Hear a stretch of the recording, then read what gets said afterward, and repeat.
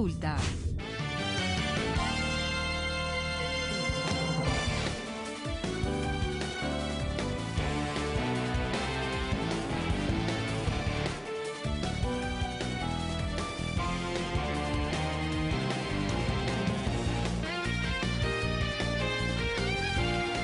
Amigos, muy buenas tardes. Bienvenidos a Noticias 7. El presidente Rafael Correa cuestionó a políticos de oposición y periodistas que usan como sus fuentes a prófugos de la justicia que se encuentran fuera del país.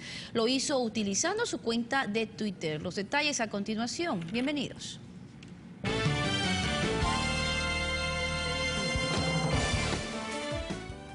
Se desarrolla en Quito una marcha multitudinaria en conmemoración del Día Internacional de la Mujer y en rechazo al feriado bancario ocurrido en 1999. Una persona más falleció esta mañana por el accidente de tránsito ocurrido en el sector de Guayabamba la tarde del martes. Organizaciones indígenas y montubias negaron que sus bases apoyen la candidatura de Guillermo Lasso. Y en lo internacional, más de 30 personas muertas deja un atentado en un hospital militar en Afganistán.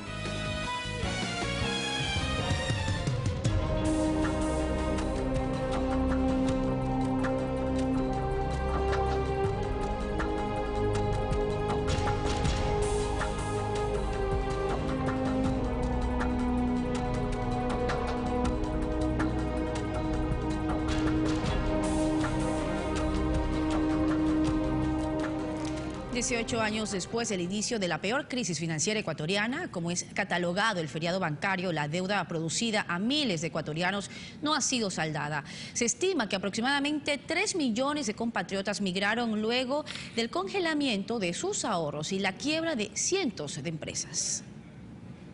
El 8 de marzo de 1999 es un día que pasó a la historia por la noticia que trajo consigo. Aquel lunes en cadena nacional, el entonces superintendente de bancos, Jorge Egas Peña, anunció el feriado bancario. Hemos considerado necesario prolongar por un día el feriado bancario decretado hoy por la Junta Bancaria. Y así fue. Todas las operaciones bancarias quedaron suspendidas. Para miles de personas, la decisión, a más de sorpresa, les generó indignación y responsabilizaban directamente al presidente de turno, Yamil Maguad. Hoy no hay bancos. Imposible, me está tomando el pelo. Es desconcertante porque no se sabe absolutamente nada qué es lo que está sucediendo. Estamos en un caos bárbaro, yo no sé, este Maguad nos tiene fregado. El feriado bancario no fue suficiente y por eso después vino el congelamiento de fondos, es decir que miles de clientes no podían recibir sus ahorros por un plazo que dispuso el gobierno, llegando al resultado en algunos casos a perder todo su dinero y en otros a recibir menos de lo que les pertenecía. El gobierno jamás va a incautar, jamás va a confiscar las cuentas de nadie. Algo que Yamil Maguad nunca cumplió. Pero, ¿por qué se tomó la decisión de decretar el feriado bancario? Todo empezó 5 años antes, es decir, en 1994, bajo la administración de Sixto Durán Ballén y Alberto Dajic. En dicho gobierno se aprobó la Ley de Instituciones Financieras, la cual liberalizaba el sector bancario, dando paso al cometimiento de varias irregularidades. Por ejemplo, los propios banqueros se concedían préstamos, los cuales la mayoría de ellos nunca fueron cancelados. Para que se apruebe esta ley existió presión política y también económica. Atrás de esto estaba el multibanco Banco de Guayaquil, hoy conocido solo como Banco Guayaquil. A la cabeza de esta entidad financiera estaba Guillermo Lasso, actual candidato a la presidencia de la República. La presión era tal que abiertamente a través de medios de comunicación el multibanco BG exigía a Durán Ballén sancione la ley favorablemente. Gracias a esta ley, Guillermo Lasso, dueño del Banco Guayaquil, fue una de las 16 personas quienes aprobaron el primer crédito subordinado a una entidad financiera con problemas de liquidez, convirtiendo a este capítulo, según expertos, como el inicio de la crisis bancaria ecuatoriana. Esto sucedió entre el 19 y 20 de marzo de 1996. El Banco Continental pasa a manos del Banco Central, prácticamente, digamos, el banco quiebra, y el Estado, a través del Banco Central, sale y salva a ese banco. La presión era tal que abiertamente a través de medios de comunicación, el multibanco BG exigía a Durán Ballén sancione la ley favorablemente. Esta ley que tanto pedía a gritos del multibanco determinaba que el Banco Central del Ecuador sea el garante de los depositarios de la banca privada, es decir, si una entidad financiera no podía cubrir sus operaciones, el central las asumía, más pérdidas para el Estado. Se estima que la crisis financiera le habría costado al país más de 23.000 millones de dólares. José Luis Quinteros, Ecuador TV. Y según una investigación realizada en el año 2007, Guillermo Lasso, ex superministro de Economía de Yamil Maguad y actual candidato a la presidencia de la República, sí habría tenido algún tipo de participación en el feriado bancario de 1999. Guillermo Lasso, candidato presidencial por la alianza Creo-Suma, trataría de desmarcarse de la supuesta participación que habría tenido en el feriado bancario. Lasso nada tiene que ver en la triste historia de la crisis financiera de 1999. En su cuenta de Twitter sostiene que Eduardo Valencia, presidente de la comisión que investigó el feriado bancario, no lo menciona para nada. Sin embargo, las declaraciones realizadas por Valencia en el año 2007 contrastarían lo que asegura Lasso. En una entrevista de Diario El Comercio hace 10 años, Valencia denunció que la crisis de la Corporación Financiera Nacional se debió a la ineptitud de varias personas. En el reportaje, al tocar el tema del feriado bancario, Valencia menciona a Guillermo Lasso de ser parte del grupo de banqueros que habrían presionado al presidente Yamil Maguad para que decrete el congelamiento de depósitos. Además, en abril de ese mismo año, en una publicación de la revista Vistazo, Valencia se ratificó en sus denuncias en contra de Lasso, al afirmar que el salvataje bancario fue un verdadero peculado. Años antes, una nota periodística de Teleamazonas muestra a Eduardo Valencia denunciando el negocio que hicieron ciertos banqueros con los certificados de depósitos reprogramables, documentos financieros que compró y vendió el Banco de Guayaquil en la crisis financiera. Dicha entidad pertenece a Guillermo Lasso. El asalto a la Corporación Financiera Nacional se hizo con un simple decreto, obligando a que la corporación reciba dichos papeles. Yo no he descartado, ni la comisión ha descartado, que a través de un decreto pidamos a los bancos privados, a todos los que han intervenido aquí, que nos devuelvan el dinero. El catedrático Dax Toscano asegura que Guillermo Lasso siempre ha utilizado toda clase de estrategias para eludir su responsabilidad en el feriado bancario, y recuerda que dicho banquero fue gobernador y superministro de Economía en el gobierno de Maguad. Él en los medios está señalando que prácticamente al estilo de Poncio Pilatos, lavándose las manos, de que no tiene nada que ver con el feriado bancario. Simple es revisar la historia de aquel momento. Tampoco descarta que Lasso, al ser funcionario de Maguad, habría contado con información privilegiada sobre el feriado bancario. Aprovecharse precisamente de esa situación de crisis que vivían las personas para aparentemente ayudar a esas personas, pero obteniendo grandes beneficios económicos, famoso CDR, que aparentemente una postura altruista quiso ayudar a la gente, pero luego obteniendo grandes ganancias económicas. La venta de los certificados de depósitos reprogramables a la CFN le significó al país un adicional de pérdidas de 1.178 millones de dólares. Alex Llanos, Ecuador TV. Se revela un video que circula en redes sociales en el cual el candidato de derecha Guillermo Lasso critica a dos dirigentes indígenas, entre ellos Carlos Pérez, también quien días atrás dio su respaldo al banquero. El presidente de la Ecuarunari, Carlos Pérez Huartambel, días atrás se decidió por el candidato presidencial del derechista Movimiento Creo, Guillermo Lasso, y lo hizo en los siguientes términos. Es preferible un banquero que una dictadura. Lasso agradeció este apoyo. Sin embargo, en un video que circula en redes sociales, se revela la forma de pensar del banquero sobre Carlos Pérez Huartambel. Esos extremos no, porque por ejemplo, ustedes no me han preguntado sobre Carlos Pérez Huartambel. Y asegura: quizás para ganar una elección, pero no para gobernar. Lasso en el video se refiere a Pérez de manera despectiva, como alguien, y aclara que no podría participar en marchas simulando amistad, discurso que no coincide con el de hace un año, cuando mantenía diálogos con distintos dirigentes indígenas en busca de alianzas. Comienzo expresando una vez más mi respeto a los pueblos y nacionalidades indígenas del Ecuador. De igual manera, en el video, Guillermo Lasso también menciona a Salvador Quispe, prefecto de Zamora Chinchipe y dirigente del movimiento Pachacutic. Con todo respeto a Carlos Pérez Huartambel y a Salvador Quispe, yo no participo de muchas ideas de ellos y ellos no de las mías. En agosto pasado, Lasso y Quispe se reunieron en busca de un posible apoyo. Me alegra escuchar a Guillermo su voluntad para hacer las consultas previas vinculantes. Voluntad que actualmente a puertas de una segunda vuelta electoral no coincidiría. José Luis Quinteros, Ecuador TV.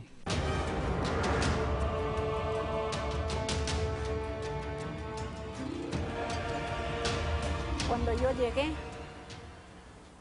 mi marido había sabido trabajar en una plantación de kiwis.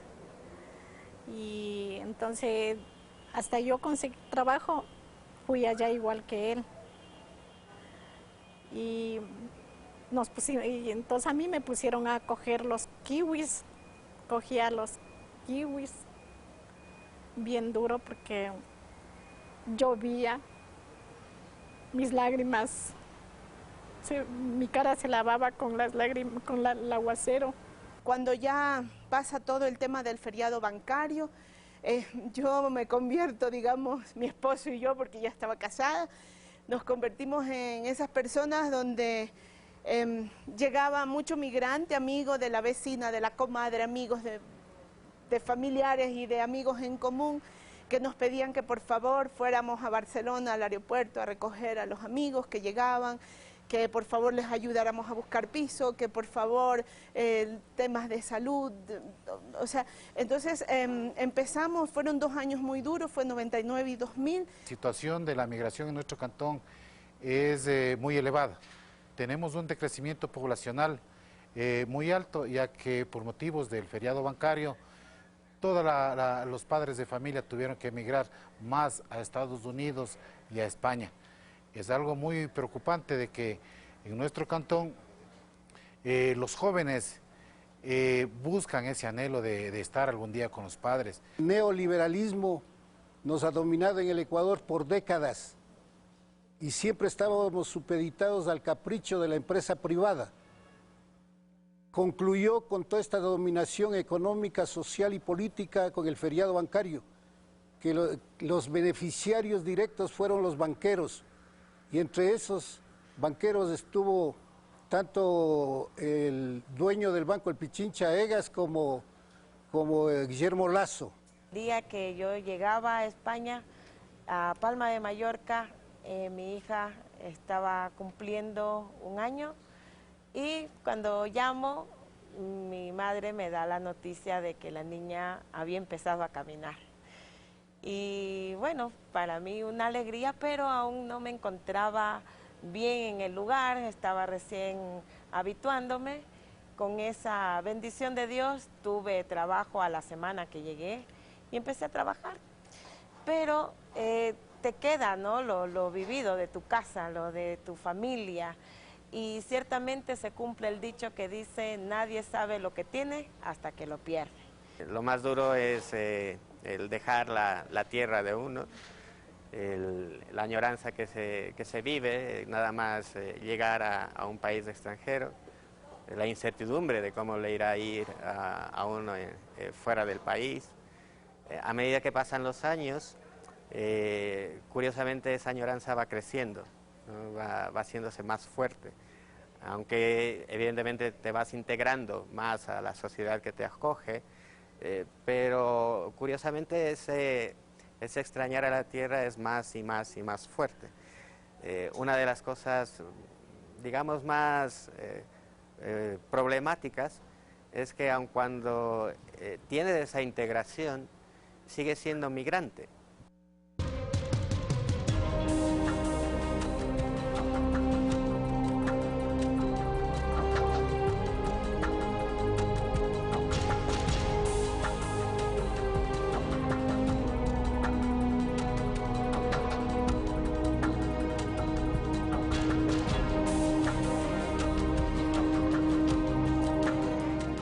Y según abogados expertos en materia laboral, en el proyecto Banco del Barrio, manejado por el Banco Guayaquil, existiría una presunta precarización laboral, ya que quienes atienden las transacciones tan solo recibirían 5 centavos por cada una de ellas. En la mayoría de agencias bancarias, los empleados laboran un promedio de 8 horas, especialmente los cajeros. Sin embargo, los denominados corresponsales no bancarios, quienes atienden los bancos del barrio, al estar instalados en negocios como tiendas o farmacias, tienen un horario de atención extendido, que en muchos casos podrían superar las 12 horas. Este proyecto es administrado por el Banco de Guayaquil, cuyo principal accionista es Guillermo Lasso, actual presidenciable. Para el abogado laboral Paul Cáceres, este es un aspecto que no puede pasar desapercibido por todo lo que conlleva. La responsabilidad patronal, el tema de una afiliación, un tema también de un horario, porque se está vendiendo una fuerza de trabajo. que no es una mercancía. Y es que al no tener una relación de dependencia directa, renuncian también a otros derechos, como las utilidades que generan a los accionistas del banco, motivo por el cual para el dirigente sindical Mauricio Carrillo, el sistema de bancos del barrio como está funcionando se convertiría en un mecanismo de explotación y precarización laboral. Para hacer una transacción le cobran entre 30 centavos o 50 centavos, dependiendo si es día feriado, si es día ordinario, ¿sí? Eso le cobran al cliente, ¿ya? Y sin embargo al tendero le dan 5 centavos. O sea, es una sobreexplotación, de eso viven los banqueros. Pero eso no es todo. Con los bancos del barrio que actualmente suman 5.000 a nivel nacional, se tiene el mismo número de cajeros. Yo procesando unas 100 transacciones, unas 150 diarias, más o menos de eso a mí me sale unos 200 mensuales. La ganancia para el banco lógicamente supera las expectativas de un tendero. Supongamos que en cada punto se realizan 30 transacciones diarias en los 5.000 locales, lo que suma una utilidad de $37.500. Esto solo multiplicado por 20 días, el total que recibiría el Banco de Guayaquil es de $750.000. Alex Llanos, Ecuador TV. Y a través de su cuenta de Twitter, el presidente Rafael Correa cuestionó cómo actores políticos de derecha y ciertos periodistas utilizan a prófugos de la justicia para desprestigiar al gobierno nacional. Sigue la desesperación de la derecha y sus periodistas deshonestos. Ahora entrevistan a otro prófugo, Pedro Delgado. Lo único que demuestran es que los corruptos están con ellos y tienen terror de una victoria de la revolución, porque no quedarán en la impunidad. Primero dijeron que los muertos votarían. ¿Dónde están? Luego dijeron que cartillas de capacitación eran la prueba del fraude. Ahora dicen que se rompió la cadena de custodia. Es decir, el fraude ya estaba hecho. Pero, ¿acaso no argumentaban que la supuesta demora en el conteo era porque se estaba haciendo fraude? Aunque sea para mentir, pónganse de acuerdo o aprendan a perder con dignidad. Y a estos insultos a nuestra inteligencia le da pábulo la prensa corrupta. Están desesperados. Venceremos. Y por el Día de la Mujer, la Coalición Nacional de Organizaciones Sociales se pronunció a favor de los derechos de las mujeres y de la candidatura presidencial de Lenín Moreno. Antes de salir a la marcha, se juntaron mujeres de varias organizaciones para manifestar su postura en este día. Hoy vamos a marchar y hacerles un acuerdo, que hubo el feriado bancario y quieren ser presidentes de la República. Aquí se pronunciaron en contra de la propuesta de gobierno planteada por el candidato presidencial de Creo. Todo el mundo tiene que demostrarle que no estamos de acuerdo con esto, que el pueblo ya cambió, el pueblo ya está muy culto en la política. Representantes de otras organizaciones sociales que se agrupan en la COS también manifestaron su respaldo al candidato presidencial de Alianza País, Lenín Moreno. Estamos aquí en este día tan importante de la mujer, firmes en la lucha por los derechos que ya se han conquistado con la Revolución Ciudadana y sobre todo para decirle al pueblo ecuatoriano que no queremos banqueros. Desde provincias del centro del país también se hicieron presentes. Y estamos en la lucha para que el compañero Lenin sea presidente. Gracias a él yo tengo una beca en la Universidad Salesiana. Así como mujeres amazónicas que dicen respaldar a Moreno de cara a la segunda vuelta. Vengo aquí representando a mi nacionalidad quichua, pues, y con mucho orgullo de ser indígena de la Amazonía, pues bueno, vengo a respaldarle a nuestro nuevo presidente Lenín Moreno. Alexis Moncayo, Ecuador TV. Lenín Moreno, candidato a la presidencia de la República, tiene entre sus objetivos de gobierno implementar el denominado Plan Toda una Vida, una promesa de campaña que busca garantizar desde la concepción una vida digna para los ecuatorianos. El Plan Toda una Vida, promesa de campaña de Lenín Moreno, se resume en 4 ejes. La misión Ternura, que engloba la atención integral en salud, nutrición y estimulación. Controles médicos desde el momento mismo de la concepción.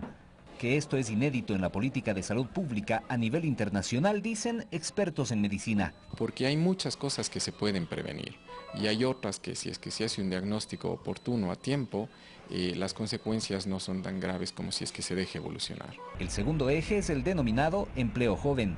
Se destinarán $241 millones para nuevos emprendimientos y más de 200.000 nuevas plazas de empleo para la población juvenil. Existirán créditos de hasta $15.000 para nuevas empresas. El tercer eje es el de menos pobreza, más desarrollo. Entre sus objetivos está el de subir el bono de desarrollo humano de $50 hasta $150. En 2 años se erradicará la pobreza extrema. Y el cuarto eje es el denominado Mis Mejores Años. Se duplicará la pensión de los adultos mayores de $50 a $100 e incluye una atención integral de salud. Por ejemplo, esto de la Fundación Manuel Espejo, de protección al adulto mayor, el haber ampliado el bono para los que cuidan al adulto mayor, son señales de que el Estado ha estado ya haciéndose presente en el cuidado de los adultos mayores. Promesas de campaña que son analizadas por la población. Eso está bien, que el gobierno en verdad les vea a las personas de la tercera edad, porque hay muchas personas que son abandonadas. Y si el gobierno quiere ayudar en esa forma, ¿por qué no? Sí, creo que está bien porque no tenemos, hay personas para pagar o dinero para ir a pagar una enfermera o una persona que le cuide. César Tacuri Vintimilla, Ecuador TV. Moradores del barrio Jaime Roldós rechazaron la presencia de Guillermo Lasso y Andrés Páez, quienes este martes realizaron un recorrido en este sector del norte de Quito. La distancia recorrida por los candidatos fue muy corta. Autos pocas veces vistos cambiaron el panorama cotidiano del barrio Jaime Roldós en el noroccidente de Quito. La llegada del binomio presidencial por la Alianza Creo Suma era la razón para la presencia de estos vehículos, así como de personas quienes no serían del sector. Por lo menos ese es el punto de vista de Sonia Aldana. Nosotros ya nos conocemos de a la gente de Roldós, de Pizulía, ya conocemos, pues ya cuántos años que vivimos aquí.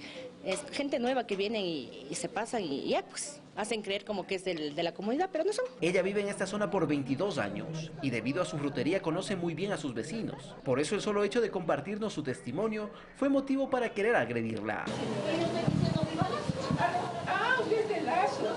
No, yo en cambio viva Lenin. No fue la única. Jimena, quien se encontraba por el barrio vendiendo libros, al ver al vicepresidenciable Andrés Páez le cuestionó sobre sus denuncias de supuesto fraude. La mayoría están agresivos, ¿por qué?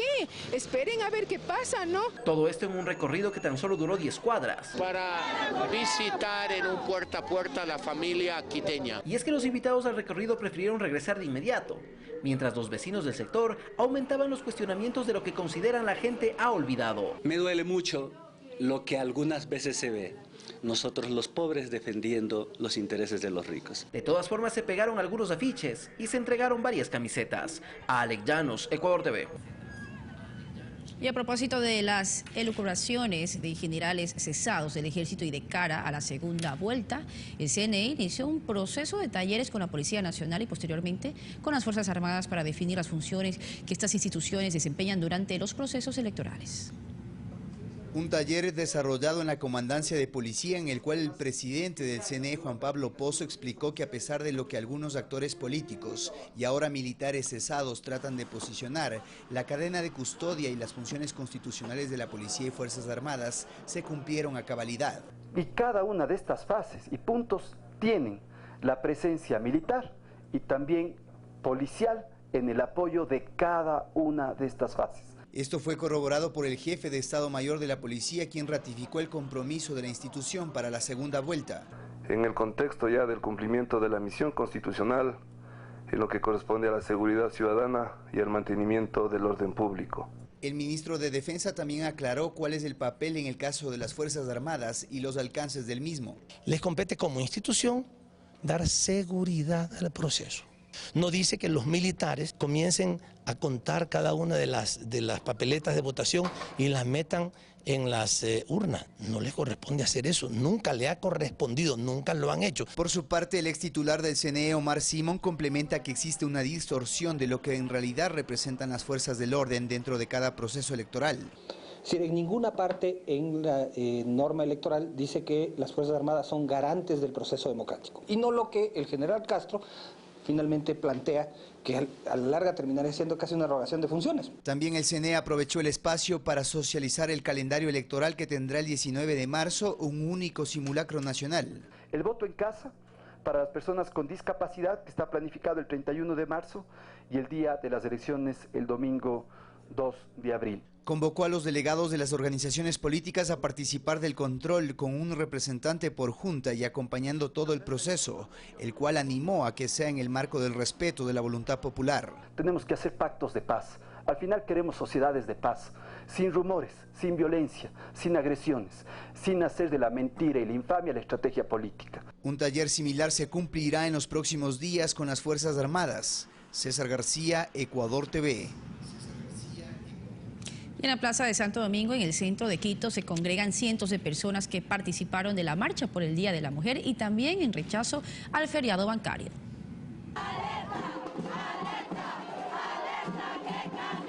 Advirtieron que la fecha no es para celebrar, porque las luchas de las mujeres del mundo se expresan también en estas manifestaciones, expresiones de justicia por la memoria histórica.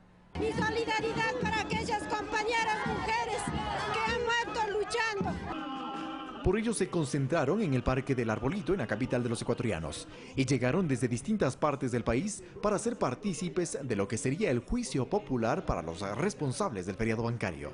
Sentenciamos a que ni un solo voto del pueblo ecuatoriano sea destinado a la oligarquía del país.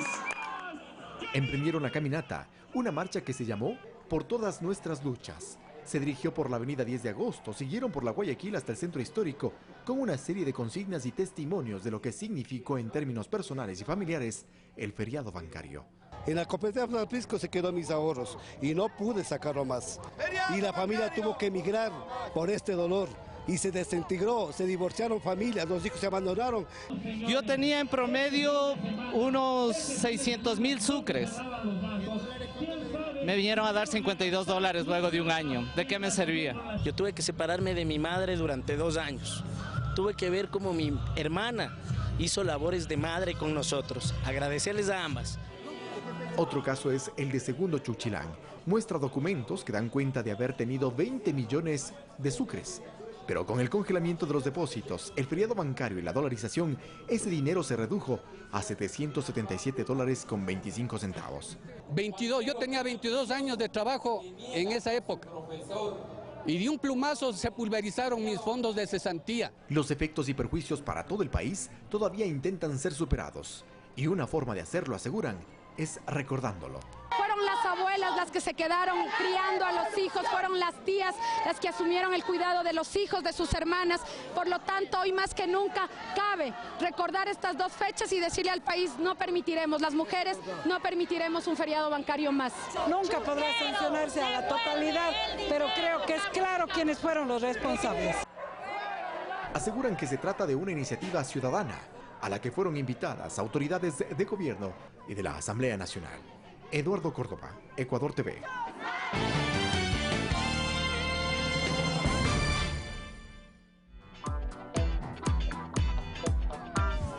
Antenas arriba y controles preparados, listos para un nuevo desafío tricolor. Porque con CNT TV vimos clasificar a nuestra selección sub-20. Ahora apoyaremos a nuestro equipo en el Sudamericano sub-17 en Chile. Vívelo a través de CNT Sports de CNT TV. Contrátalo llamando al 1-800-100-100. Selección, aquí te quiero ver en CNT TV. Carlota Jaramillo, la reina del pasillo. Esta dama quiteña resaltaba por su canto y carisma. Es una de las máximas exponentes de la música nacional y un orgullo para todos los ecuatorianos. Mujer tenía que ser. ¡Feliz mes de la mujer!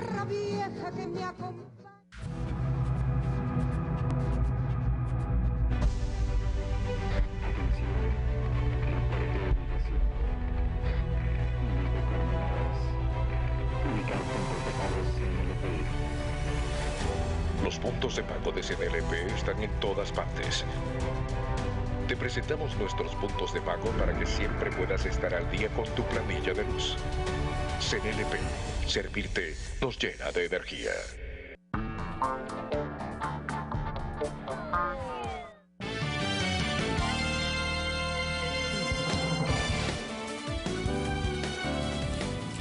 Y de regreso con la información les contamos que el segundo mandatario también cumple actividades en el Guayas, específicamente en el puerto principal. Guadalupe Ayoví, desde El Fortín, al noroeste de la urbe porteña, nos tiene el siguiente informe. Aquí, mire, yo no soy economista. ¿Qué tal? Grabamos este informe desde el sector El Fortín, al noroeste de Guayaquil, donde se construyen 306 viviendas de interés prioritario gracias al crédito que ofrece la Corporación Financiera Nacional, CFN Construye. Les comentábamos que como parte de la agenda del segundo mandatario, el vicepresidente de la República, Jorge Glass, recorrió esta zona, las residencias del Fortín, como se llama esta urbanización, para constatar los avances en las obras de construcción de las viviendas de 1 y 2 plantas. Asimismo, hizo la entrega de manera simbólica y de manera física a una de las primeras beneficiarias de estas viviendas. En este espacio, el vicepresidente de la República destacó que este sector ha sido olvidado por muchos años y gracias a una buena planificación la historia ha cambiado. Escuchemos. Esa es la diferencia entre la falta de planificación y lo que hacemos nosotros planificado, en este caso con el sector privado. Aquí hay un promotor privado, hay una empresa de TINAR, que ha decidido, les felicito a la empresa, que ha decidido apostar por este tipo de desarrollo inmobiliario, que con el apoyo de la banca pública muy estructuradamente, muy planificadamente puede hacer realidad tremendo proyecto inmobiliario en medio del Fortín, un sector antes olvidado de toda planificación que ahora tiene este desarrollo inmobiliario, generando buen vivir, generando casas para ciudadanos y ciudadanas. Estoy súper feliz porque gracias a Dios, gracias al gobierno, al presidente, al vicepresidente, hoy por hoy tengo mi casa propia, junto con mi hija vamos a disfrutar este hermoso lugar, con seguridad, con luz, agua, todos los servicios básicos. Adicional a esto les contamos que se han generado 180 empleos directos y 400 empleos indirectos con la construcción de estas viviendas. Este es uno de los 41 proyectos habitacionales que se construyen a nivel nacional en 14 ciudades de nuestro país. Y justamente en esta urbanización, Residencias del Fortín, se entregó un crédito de $6.4 millones por parte de la CFN a la constructora Etinar. Esta es la información que se genera al momento. En nuestras siguientes emisiones ampliaremos en detalle este tema. Buenas tardes. Mujeres, lo que no tienen podemos, si no podemos no existe, y si no existe lo inventamos por ustedes. Mujeres, lo que no tienen podemos, si no podemos no existe, y si no existe lo inventamos por ustedes. Mujeres. Y conozca a continuación la historia de dos mujeres ecuatorianas que desde sus trincheras laborales cada día forjan su presente y también su futuro, a propósito del Día Internacional de la Mujer que se recuerda mundialmente hoy, 8 de marzo. Gypsy Pullas es una de las 209 damas de fuego. Llegó al Cuerpo de Bomberos de Quito en 2014 y desde entonces sigue adelante en su carrera como paramédica. Podría decirse en cierta manera que el trabajo es duro, pero no imposible. Las mujeres podemos lograrlo todo y realmente se ve en todos los ámbitos en los que trabajamos que siempre estamos ahí desempeñándonos de la mejor manera. Nos comenta que en la institución no existen prácticas machistas y que mujeres y hombres reciben el mismo trato y cumplen con las mismas funciones. Un hombre gana lo mismo que una mujer. Aquí no se ve que por género haya preferencias. Gypsy nos demuestra que eso del sexo débil no es más que un mito construido por la sociedad. Debilidad de las mujeres no hay en ninguna parte. Dejamos a Gypsy en sus tareas del día a día y fuimos a una institución pública a dialogar con Celeste Arboleda, mujer afroecuatoriana que hoy dice goza de otro estatus gracias a las políticas de inclusión que se han generado en el proceso de gobierno actual. Pude terminar mi bachillerato, pude hacer otras cosas diferentes, pude cambiar de trabajo también. Celeste no solo fue víctima de los prejuicios sociales por el ser mujer y de origen afroecuatoriano, sino también migró tras perder sus ahorros durante el gobierno de Maguad. Me compré un terrenito con la esperanza de seguir ahorrando para poder hacer mi casa. Pero vino todo lo del feriado bancario y acabó con mi sueño y aspiraciones y claro, me tocó después como en el 2000 y algo emigrar a otro continente, me fui al África. Hoy ella ha logrado plasmar uno de sus sueños que se truncó tras ese episodio que la obligó a salir del país. Ya ves la apertura del BIES y entonces empiezas a ver y ves tu capacidad de crédito, entonces claro, a través de eso yo pude comprar una casita que estoy pagando ahora. En adelante nos comenta, tiene como meta el iniciar una carrera universitaria.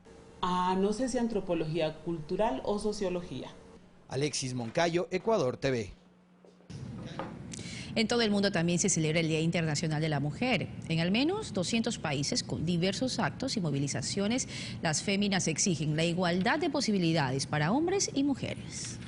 En Brasil, las mujeres se manifestaron en rechazo a la reforma a la seguridad social que impulsa el gobierno de Michel Temer, a la desigualdad laboral, a la violencia de género y a la escasa presencia de las mujeres en la política. En Argentina no será la excepción. El colectivo Ni Una Menos, junto a organizaciones sociales, políticas y sindicales, tendrá como actividades centrales un ruidazo a las 12 horas locales, en la calle y en los puestos de trabajo, además de una movilización del Congreso a Plaza de Mayo. Varias estudiantes universitarias en Italia celebraron con bombas de color morado, el color oficial de ese día. Además, llevaban carteles donde exigen la igualdad para el género. En Filipinas, miles de manifestantes, en su mayoría mujeres, marcharon al Palacio Presidencial en Manila para pedir al presidente de Filipinas cumplir sus promesas de campaña electoral. En la capital rusa, varias activistas feministas celebraron cerca del Kremlin para promulgar un proyecto de ley que despenaliza la violencia doméstica. Otro evento que marcó la celebración fue la RoboStation, una exposición permanente donde los ingenieros programaron un robot para regalar flores a las mujeres, mientras que el presidente Vladimir Putin envió un mensaje televisado para las mujeres. Varios semáforos peatonales que representan figuras femeninas fueron instalados en intersecciones de Melbourne, Australia. La medida ha provocado debates y es financiado por una organización sin fines de lucro que impulsa la igualdad de género. La sede diplomática de Ecuador en China regaló una rosa a las pasajeras de 50 vuelos domésticos, mientras que en Twitter las tendencias fueron Nosotras Paramos, Día Internacional de la Mujer, Women's Day y Ni Una Menos. Y Google se sumó a esta celebración con un homenaje a las mujeres más importantes de la historia con su popular Doodle. Fernanda de la Bastida, Ecuador TV.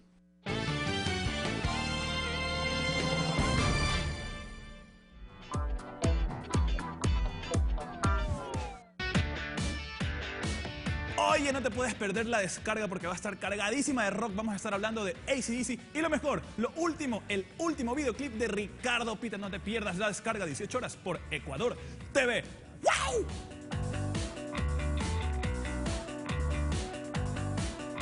Antenas arriba y controles preparados, listos para un nuevo desafío tricolor. Porque con CNT TV vimos clasificar a nuestra selección sub-20. Ahora apoyaremos a nuestro equipo en el Sudamericano sub-17 en Chile. Vívelo a través de CNT Sports de CNT TV. Contrátalo llamando al 1-800-100-100. Selección, aquí te quiero ver en CNT TV.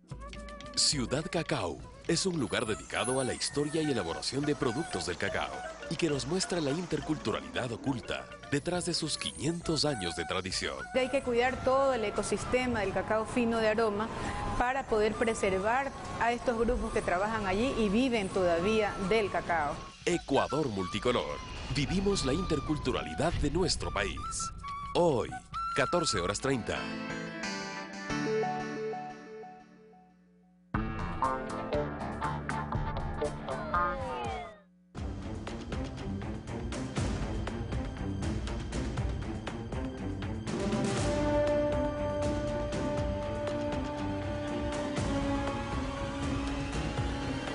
Y a continuación les tenemos un informe sobre la situación que vive la Argentina luego de las protestas convocadas desde este lunes en contra de las decisiones del presidente Mauricio Macri.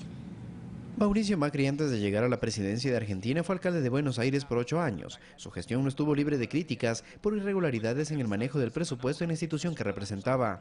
En 2007 el presupuesto de la alcaldía de Buenos Aires era de 11.000 millones de pesos y en su último año frente al gobierno local, Macri contaba con un presupuesto de 85.000 millones. Este valor se logró principalmente por el incremento de impuestos y la aplicación de medidas antipopulares. Entre 2007 y 2015, la deuda de la ciudad se elevó en un 1.144%. En materia de transporte, sus promesas para mejorar el subterráneo no se cumplieron. Es que el subte y el premetro necesitan por año 1.100 millones de pesos para funcionar. La mitad de ese dinero se consigue a través de los últimos impuestos que han sido aprobados por la legislatura porteña. El impuesto al cheque que ha aumentado, a los sellos que ha aumentado, la suba también a las patentes de los autos de alta gama y el incremento en los peajes. Pero ¿qué pasa con la otra mitad? El gobierno porteño ha señalado que la alternativa es que sin subsidios la actual tarifa de 2,50 pesos podría llegar a elevarse a 6 pesos. Al construir los carriles exclusivos del Metrobús sobre la avenida 9 de Julio, una de las arterias principales de Buenos Aires, Mauricio Macri pagó 3 veces más de lo previsto en el presupuesto 2013 del gobierno porteño. La obra se convirtió en una de las más costosas de la ciudad. Temas pendientes como el espacio público, la seguridad y la vivienda fueron otras áreas de las cuales los argentinos quedaron con saldo negativo. Desde el 2007 que asumió Mauricio Macri se disminuyó el presupuesto en viviendas de 3,57 de presupuesto a 2,67. Hay una política deliberada que si no se protesta, si no se manifiesta, el gobierno no va a hacer nada porque no está dentro de su fundamento ideológico hacerlo. Pues pese a presentarse como un empresario de éxito, en el sector público la realidad es otra. Actualmente sus políticas económicas y sociales han incrementado el desempleo y la pobreza. Carlos Flores, Ecuador TV. Conozcamos ahora más historias que reflejan la situación que vive hoy por hoy los argentinos. Hoy es el segundo día de protestas en Buenos Aires, Argentina. Han paralizado actividades todo el sector escolar privado y público hasta el universitario. Además, marchan las centrales y confederaciones de trabajadores en rechazo a cerca de 300.000 despidos en este último tiempo, que afectan a no menos de 1 millón de personas.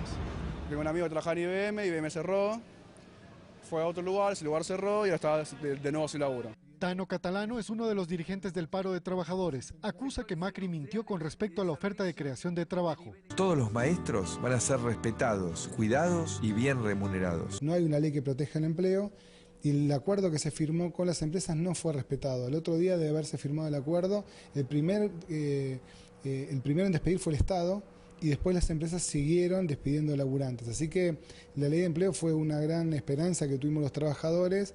Y después el acuerdo me parece que no prosperó, no funcionó, por eso estamos en la antesala de un gran paro nacional. Con los despidos ha crecido la informalidad y también ahora reclaman los empresarios industriales, pequeños y medianos, quienes también salieron a protestar en las calles por el cierre de las empresas debido a las medidas del presidente Macri. ¿Están cerrando empresas? ¿Están quebrando? ¿Les está yendo mal?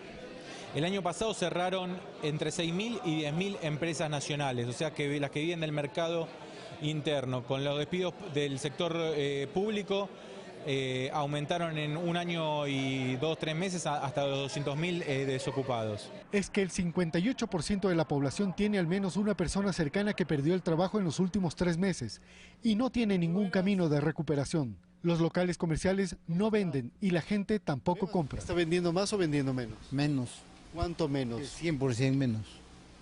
Los grandes despidos se han producido en varios sectores de la economía, incluso en las automotrices. Como por ejemplo la Volkswagen y la General Motors, son 2 empresas transnacionales que están despidiendo trabajadores todos los días. ¿Por qué está en crisis Argentina? Realmente creo que llegaron al gobierno para hacer negocio. Macri es dueño de las autopistas, Macri es dueño, y esas autopistas tuvieron aumento del 300%, Macri es dueño de empresas de distribución eléctrica y la electricidad aumentó en 1.000 por 1.000. Entonces creo que llegaron al gobierno para eso, para hacer negocios en detrimento del Estado y obviamente en beneficio propio. Mientras Argentina encuentra el rumbo, los trabajadores le dan un ultimátum y hacen recomendaciones al presidente. Hay que hacer muchos esfuerzos para que termine su mandato porque la verdad hace todo lo posible para que el pueblo salga a la calle pidiendo la destitución. Es una bestialidad lo que está haciendo con nosotros. Hoy en día la población afirma que su mayor temor es perder el empleo. Y cada uno cree que pronto le podrá tocar ser parte de esta nueva estadística. De última hora se conoció que el paro se extenderá 24 horas más, es decir, Argentina paralizada por 72 horas y sin viso de solución. Así finalizamos este noticiero. Muchísimas gracias por su compañía. Pasen bien, 7 de la noche, más noticias para ustedes.